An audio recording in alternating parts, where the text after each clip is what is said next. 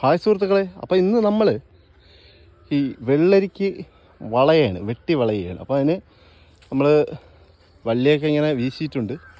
അപ്പോൾ അതെല്ലാം ഒതുക്കി ഈ കാടൊക്കെ ഒന്ന് പറിച്ച് അവസാനത്തെ ഒരു വെട്ടി വളയലാണ്. അപ്പോൾ അത് ചാണകപ്പൊടി ഉണ്ടെങ്കിൽ ചാണകപ്പൊടി, പിന്നെ കോഴിവളം ഉണ്ടെങ്കിൽ കോഴിവളം, പിന്നെ കുറച്ച് രാസവളം, അതിൻ്റെ കൂടെ കുറച്ച് കടലപ്പിണ്ണാക്ക്. അപ്പോൾ ഇത്രയും പുറത്ത് ഇട്ട് വേണം നമുക്കത് ചെയ്യാൻ. അപ്പം ചാണകപ്പൊടി ഇല്ലെങ്കിലും കുഴപ്പമില്ല, ഈ ബാക്കി 3 സാധനങ്ങളുണ്ടായിരുന്നാൽ മാത്രം മതി. അപ്പോൾ വെട്ടി വളയുന്നത് എങ്ങനെയെന്ന് കാണിച്ചു തരാം. അപ്പം ഞാനിപ്പോൾ ഇതൊക്കെ വെട്ടി വളഞ്ഞ് വെച്ച് പോയതാണ്.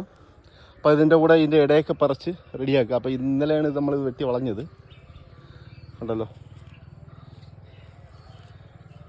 അപ്പോൾ ഇനി ഇത് നല്ല ഭംഗിയായിട്ട് വരും. അപ്പോൾ അതിൻ്റെ മൂട്ടിൽ വേര് വരുമ്പം അത് മണ്ണ് വീഴുന്നാൽ മാത്രമേ പുറത്തുള്ള വേരുകളെല്ലാം നല്ല വളം എടുത്ത് നല്ല പുഷ്ടിയായിട്ട് വളരുകയുള്ളൂ. അപ്പോൾ അതുകൊണ്ടാണ് നമ്മൾ വെട്ടി വളഞ്ഞു പോകുന്നത്.